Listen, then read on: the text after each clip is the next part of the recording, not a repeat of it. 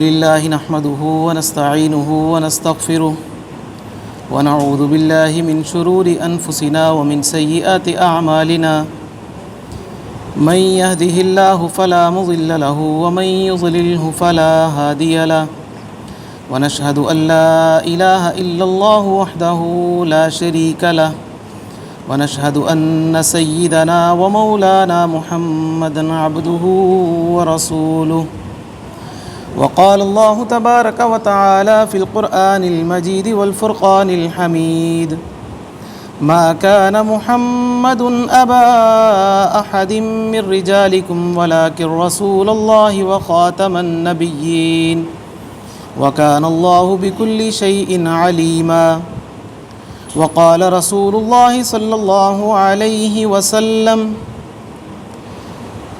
بعثت أنا والساعة كهاتين صدق الله العظيم وصدق رسوله النبي الكريم اللهم صل على محمد وعلى آل محمد كما صليت على إبراهيم وعلى آل إبراهيم إنك حميد مجيد اللهم بارك على محمد وعلى آل محمد كما باركت على إبراهيم وعلى آل إبراهيم إنك حميد مجيد أما بعد سامعین محترم،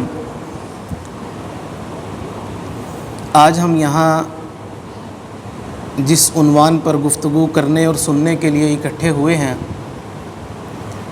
وہ عنوان موقع کے اعتبار سے بھی، وقت کے اعتبار سے بھی اور عقائد کے اعتبار سے بھی بڑا اہم عنوان اور بڑا اہم عقیدہ ہے۔ وہ عنوان اور عقیدہ ہے عقیدہ ختم نبوت صلی اللہ علیہ وسلم۔ عقیدہ ختم نبوت یہ ایک ایسا عقیدہ ہے جس کے بارے میں یہ کہا جائے کہ یہ اظہر من الشمس ہے، سورج سے بھی زیادہ واضح۔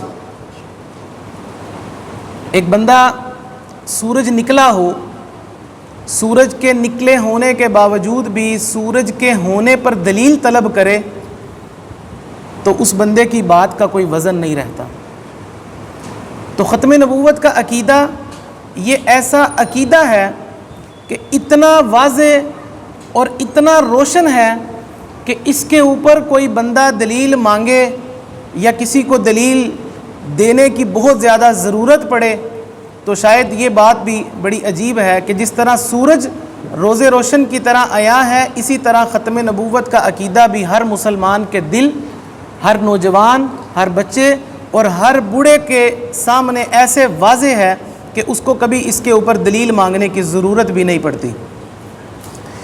البتہ اللہ تعالیٰ نے قرآن پاک کے اندر ارشاد فرمایا ما کان محمد ابا احد من رجالکم ولکن رسول اللہ وخاتم النبیین، کہ محمد صلی اللہ علیہ وسلم تمہارے مردوں میں سے کسی کے باپ نہیں لیکن اللہ کے رسول اور خاتم النبیین ہیں، یعنی نبوت کے دروازے کو بند کرنے والے ہیں۔ عقیدہ ختم نبوت کا مطلب بھی یہی ہے کہ جناب نبی یہ ایسی کوئی پیشین گوئی کی ہو کہ آپ کے بعد کوئی نبی آئے گا، ایسا ہرگز بھی نہیں۔ اور جو حضور کی نبوت کے بعد نبوت کا دعویٰ کرے گا وہ جھوٹا ہوگا، کذاب ہوگا، اس کی بات کے اندر کسی قسم کی کوئی صداقت نہیں ہوگی۔ سورۃ البقرہ کے اندر اللہ تعالیٰ نے ارشاد فرمایا والذین یؤمنون بما انزل الیک وما انزل من قبلک، کہ وہ لوگ ایمان رکھتے ہیں اس چیز پر جو آپ سے پہلے نازل کیا گیا اور جو آپ پر نازل کیا گیا، یعنی ایمان ہونے کی دو چیزیں بتلائیں۔ ایک تو اس کے اوپر ایمان لائے جو منزل من اللہ ہے نبی کریم صلی اللہ علیہ وسلم کی طرف، یعنی قرآن مجید۔ دوسرا اس کے اوپر ایمان لے کے آیا کہ جو منزل من اللہ ہے پہلے تمام انبیاء کے اوپر، تو وہ ایمان والے ہیں۔ اب اگر نبی کریم صلی اللہ علیہ وسلم کے بعد کسی نبی کے آنے کی امید ہوتی یا کسی نبی کے آنے کی گنجائش ہوتی تو اللہ رب العزت یہاں پر وما انزل من بعدک کا لفظ بھی ارشاد فرماتے کہ ان چیزوں پر اس وحی کے اوپر بھی ایمان لے کے آ جو حضور سے پہلے آئی، جو حضور پر آئی اور جو بعد میں آئے گی۔ لیکن چونکہ بعد میں نبوت کا دروازہ، وحی کا دروازہ بند ہو چکا، اس لیے اللہ تعالیٰ نے صرف ما قبلک من قبلک اور فرمایا کہ وما انزل الیک، کہ جو آپ کے اوپر نازل کیا گیا اور جو آپ سے پہلے نازل کیا گیا۔ یہ آیت مبارکہ بھی اس بات کے اوپر واضح دلیل ہے کہ نبوت کا دروازہ بند ہو چکا۔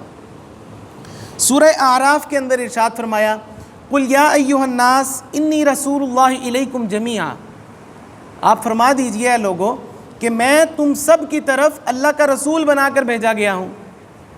اس سے پہلے کئی انبیاء آئے، وَإِلَىٰ عَادٍ أَخَاهُمْ هُودًا، حضرت ہود علیہ السلام کو قوم عاد کی طرف بھیجا گیا۔ وَإِلَىٰ ثَمُودَ أَخَاهُمْ صَالِحًا، حضرت صالح علیہ السلام کو قوم سمود کی طرف بھیجا گیا۔ اسی طرح جتنے بھی انبیاء آئے اللہ تعالیٰ نے ان تمام انبیاء کو کسی خاص علاقے، کسی خاص بستی کی طرف، کسی خاص قوم کی طرف اور خاص وقت کے لیے بھیجا۔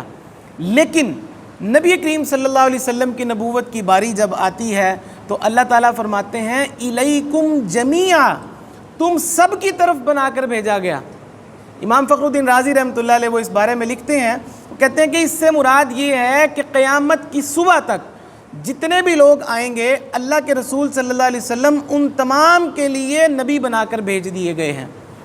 اب جب قیامت تک کے لیے نبوت کامل اور مکمل ہو چکی تو اب کسی اور نئے نبی کی ضرورت بھی باقی نہیں رہتی۔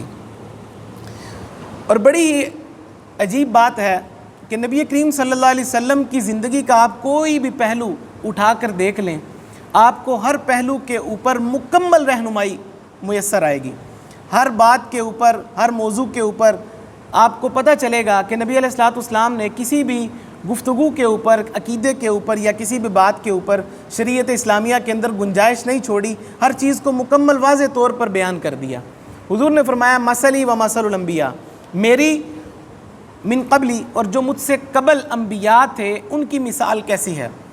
فرمایا کہ میری اور ان کی مثال کمثل رجل بنا بنیانا، ایک شخص ہے وہ ایک عمارت بناتا ہے، فاحسنہ واجملہ، بڑی خوبصورت بڑی حسین عمارت بناتا ہے، الا موضع لبنۃ من زاویہ، لیکن کسی جگہ سے ایک اینٹ کو چھوڑ دیتا ہے۔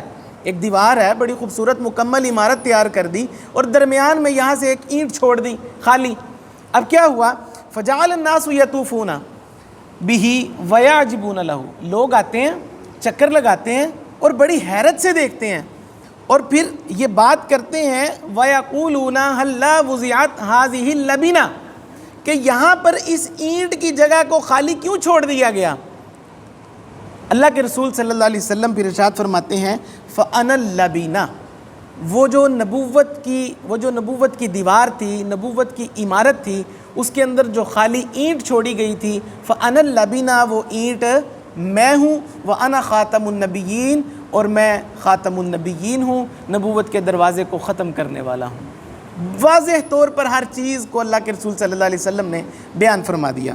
پھر ایک جگہ پہ ارشاد فرمایا، مسلم شریف کی روایت ہے، انا محمد، میں محمد ہوں، وانا احمد، میں احمد ہوں، وانا الماحی، اور میں ماحی ہوں، یمحا بی الکفر، میرے ذریعے اللہ تعالیٰ کفر کو مٹائے گا، وَأَنَا الْحَاشِرُ الَّذِي يُحْشَرُ النَّاسُ عَلَىٰ عَقِبِي، کہ میں حاشر ہوں، اللہ قیامت کے دن میرے قدموں میں لوگوں کو جمع کرے گا، وَأَنَا الْعَاقِبُ، اور میں عاقب ہوں۔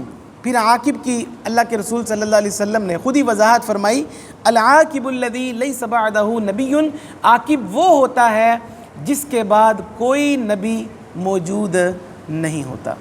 تو اللہ کے رسول صلی اللہ علیہ وسلم نے اس حدیث مبارکہ میں بھی وضاحت فرما دی کہ میرے بعد قیامت کی صبح تک کوئی نبی اس دنیا کے اندر نہیں آئے گا۔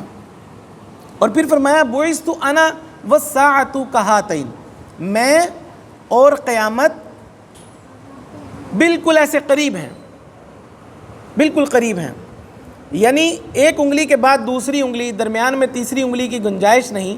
تو اللہ کے رسول صلی اللہ علیہ وسلم اور قیامت بالکل ایسے قریب ہیں، درمیان میں کسی نبی کی کوئی گنجائش نہیں. تو اللہ کے رسول صلی اللہ علیہ وسلم نے فرما دیا کہ نحن الآخرون الاولون یوم القیامہ، اور اپنی امت کے بارے میں بھی فرمایا کہ ہم آخر میں آنے والے قیامت کے دن اولین میں سے ہوں گے. آئے تو ہم سب سے آخر میں ہیں، لیکن قیامت کے دن سب سے پہلے ہوں گے. کیا مطلب؟ فرمایا کہ وَنَحْنُ أَوَّلُ مَنْ يَدْخُلُ الْجَنَّةِ، ہم سب سے پہلے وہ لوگ ہوں گے جو جنت میں داخل ہوں گے.